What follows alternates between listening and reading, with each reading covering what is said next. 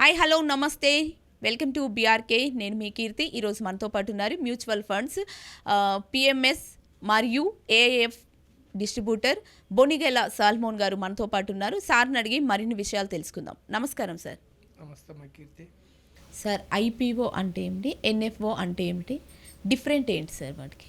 మంచి క్వశ్చన్ అమ్మా. ఇప్పుడు ఐపీఓ ఫుల్ ఫామ్ ఏంటంటే ఐ అంటే ఇనిషియల్, పి అంటే పబ్లిక్, ఓ అంటే ఆఫర్.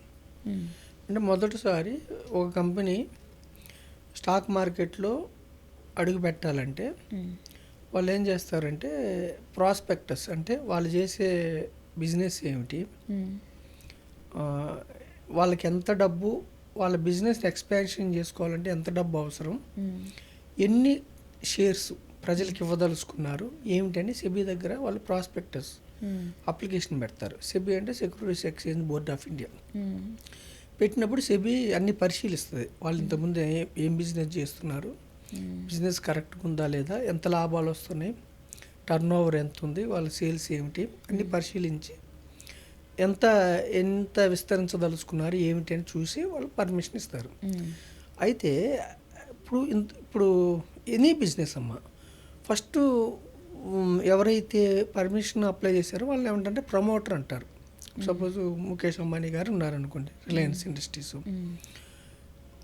ఐపీఓకి రాకముందు అంటే వాళ్ళ చేతిలో కంపెనీ ఉంటుంది, వాళ్ళని ప్రమోటర్ అంటారు. వాళ్ళు ఏం చేస్తారంటే స్టాక్ మార్కెట్ దగ్గర అంటే సెబీ దగ్గర పర్మిషన్ తీసుకొని మా యొక్క కంపెనీలో ప్రజలకు కూడా మేము వాటా ఇస్తాం, ఓకే, ప్రజలకు కూడా మేము వాళ్ళ దగ్గర మేము డబ్బు తీసుకుంటాం, వాళ్ళకి మేము మా కంపెనీలో షేర్ ఇస్తాం, వాటా ఇస్తాం. ఫస్ట్ టైం వాటా ఇస్తున్నప్పుడు దాన్ని ఇనిషియల్ పబ్లిక్ ఆఫర్ అంటారు. ఓకే. ఏ కంపెనీ అయినా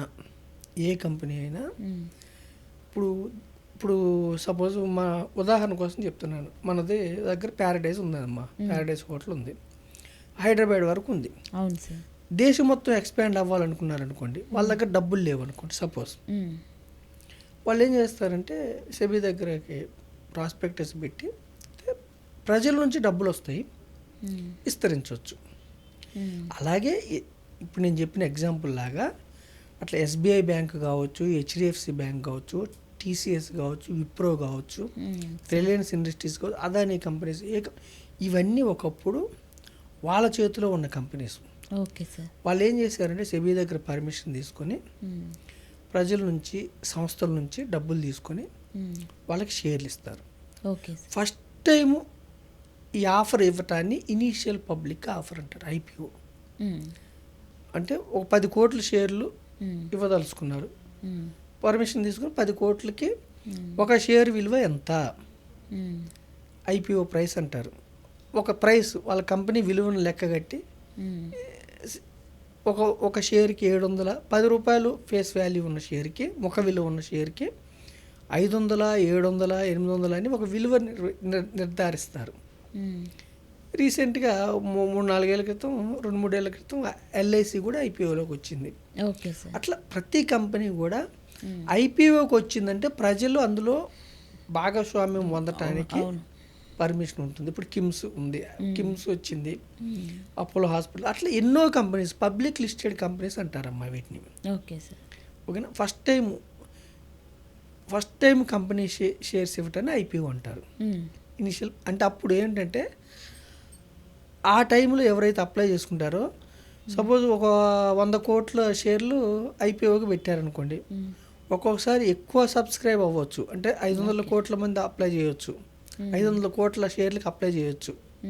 ఒక్కోసారి తక్కువ సబ్స్క్రైబ్ అవ్వచ్చు, అంటే డిమాండ్ బాగా ఉంటే ఎక్కువ సబ్స్క్రైబ్ కావచ్చు. ఒక్కసారి ఐపీఓకి వచ్చిన తర్వాత ఆ స్టాక్స్ మళ్ళీ కొనుక్కున్న వాళ్ళే మళ్ళీ అమ్మాలి, కానీ ఇక కంపెనీ అమ్మదు ఇక. Okay sir.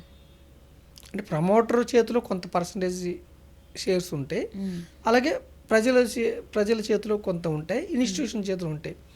ఒకసారి ఐపీఓకి వచ్చి కొనుక్కున్న తర్వాత మళ్ళీ ఆ కంపెనీలో షేర్ కొనాలంటే కొనుక్కున్న వాళ్ళు మాత్రం అమ్మాలి. ఇప్పుడు ఎస్బీఐ బ్యాంక్ ఎప్పుడో వచ్చింది ఐపీఓకి. Okay sir. ఇప్పుడు ఎస్బీఐ బ్యాంకులో మీలాంటి వాళ్ళు పార్ట్ ఓనర్ అవ్వాలనుకోండి, ఆల్రెడీ ఇంతకుముందు ఎవరైతే కొనుక్కున్నారో ఐపీఓ కావచ్చు, తర్వాత కావచ్చు, వాళ్ళు మళ్ళీ అమ్మితేనే మీరు కొనుక్కోవచ్చు. దీన్ని ఏమంటారంటే సెకండరీ మార్కెట్. ఐపీఓ అంటేనేమో ప్రైమరీ మార్కెట్. మొదటిసారి కంపెనీ షేర్లు ఇచ్చేదాన్ని ప్రైమరీ మార్కెట్ అంటారు ఐపీఓ. తర్వాత ప్రతిరోజు ట్రేడ్ అయ్యేదని సెకండరీ మార్కెట్ అంటారు. ఓకేనమ్మా. Okay sir. IPO is nothing but కంపెనీస్లో ఓనర్షిప్ మొదటిసారి తీసుకోవటాన్ని ఐపీఓ అంటారు. ఇప్పుడు చూడండి, ఇవి కంపెనీ యొక్క షేర్స్ ఐపీఓ. ఎన్ఎఫ్ అంటే న్యూ ఫండ్ ఆఫర్. ఐపీఓ అంటేనేమో ప్యూర్గా స్టాక్స్కి సంబంధించి, ఎన్ఎఫ్ అంటేనే ఫండ్ అనే పేరు వచ్చింది ఇక్కడ. So mutual funds, new fund offer అంటే మ్యూచువల్ ఫండ్ సంస్థలు ఏం చేస్తాయి అంటే కొత్తగా ప్రతి సంవత్సరం కొన్ని ఫండ్స్ తెస్తాయి, వాటిని న్యూ ఫండ్ ఆఫర్. ఇక్కడ షేర్ వాల్యూ సెబీని బట్టి ఇక్కడ ఏంటంటే ప్రతి ఫండ్కి యూనిట్, ఇక్కడ యూనిట్స్ అంటారు, షేర్స్ కాదు, యూనిట్ విలువ 10 రూపాయలు ఉంటుంది న్యూ ఫండ్ ఆఫర్లో. సపోజ్ ఈ టైంలో ఒక న్యూ ఫండ్ వచ్చింది అనుకోండి అమ్మ, ఈ ఫండ్ ఉద్దేశం ఏమిటి, ఈ కొత్త ఫండ్ ఉద్దేశం ఏమిటి? ఒకవేళ ఇది లార్జ్ క్యాప్ ఫండ్ అంటే పెద్ద కంపెనీస్లో పెట్టాలి, మిడ్ క్యాప్ ఫండ్ అంటే మీడియం కంపెనీస్, స్మాల్ క్యాప్ అంటే చిన్న కంపెనీస్. ఒకవేళ ఈ ఫండ్ డిఫెన్స్ ఫండ్ అంటే డిఫెన్స్ స్టాక్స్లో పెట్టాలి. ఈ fund pharma and health care అంటే ఫార్మా అండ్ హెల్త్ కేర్ కంపెనీస్లో పెట్టాలి. బిజినెస్ సైకిల్ అంటే బిజినెస్. అంటే ప్రతి ఒక్క న్యూ ఫండ్కి ఒక థీమ్ ఉంటుంది, ఒక ఆబ్జెక్టివ్ ఉంటుంది ఎందులో పెట్టాలని. సో ఇక్కడేమో స్టాక్స్ వీళ్ళు ఏం చేస్తారంటే ఈ ఫండ్ని ఒక గ్రూప్ ఆఫ్ స్టాక్స్లో పెడతారు వీళ్ళు. Okay sir. ఒక యూనిట్ వచ్చి 10 రూపాయలకు వస్తుంది. అంటే న్యూ ఫండ్ ఆఫర్ కూడా ఐపీఓ అంటేనేమో స్టాక్స్కి సంబంధించింది, ఒక కంపెనీ స్టాక్కి సంబంధించిందని ఐపీఓ, ఆ కంపెనీకి న్యూ ఫండ్ అంటే ఫండ్ హౌస్కి సంబంధించిందని న్యూ ఫండ్ అంటారు. వీళ్ళు ఏం చేస్తారు, గ్రూప్ ఆఫ్ కంపెనీస్లో పెడతారు. అది ఈక్విటీనా, డెట్ అయితేనేమో కంపెనీస్కి అప్పిస్తారు, లిక్విడ్ అంటేనేమో treasury bills, commercial papers, certificate of deposits ఇట్లాంటివి. సో ఇదేమో న్యూ ఫండ్ ఆఫర్. ఎన్ఎఫ్ఓ అనేదేమో ఫండ్ హౌస్కి సంబంధించింది, ఐపీఓ అనేది ప్యూర్ స్టాక్స్కి సంబంధించింది. ఎన్ఎఫ్ఓలో యూనిట్స్ ఉంటాయి, ఐపీఓలో స్టాక్స్ ఉంటాయి.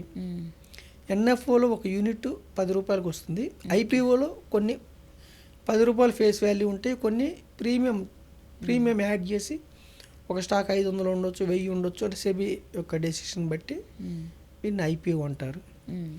సో ఒకే ఐపీఓలో పెట్టుకుంటే మీకు అయితే ఆ కంపెనీ ఫ్లరిష్ అయితే మీకు బాగా డబ్బులు వచ్చావు. ఒక్కోసారి లిస్టింగ్ రోజు అంటే 10 రోజులు అట్లా ఐపీఓ పీరియడ్ ఉంటుంది, దాని తర్వాత లిస్ట్ అవుతుంది మళ్ళీ, అంటే సెకండరీ మార్కెట్లో.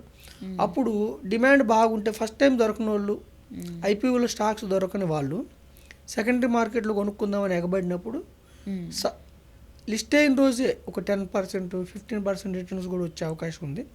ఒక్కొక్కసారి డిమాండ్ సరిగా లేకపోతే డౌన్ అయ్యే అవకాశం కూడా ఉంటుంది ఐపీఓ వాల్యూ కంటే.